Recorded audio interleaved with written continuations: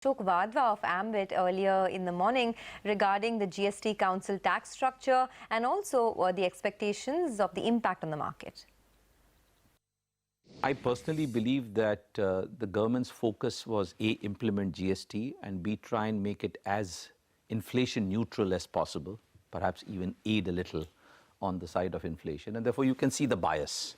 The bias is very clearly in favor of goods and commodities of mass consumption. Anything new of that magnitude is going to be chaotic. It's going to take time for the whole supply chain to get fully settled. And I would believe that that chaos and that confusion in the short term will mean some element of duplicity, some element of inefficiency in the system. And therefore, until those issues get fully resolved, the impact of GST will not necessarily be fully known.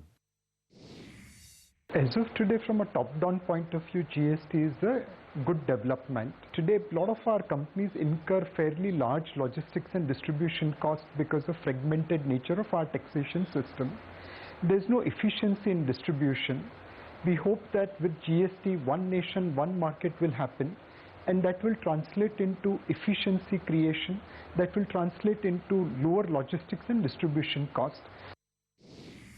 We think that the consumer discretionary sector, tobacco in particular, would possibly turn out to be a gainer out of this entire GST announcement.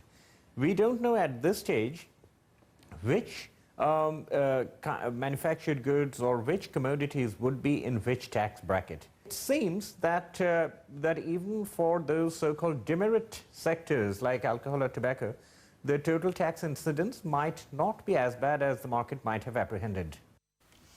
Okay, 8434 on the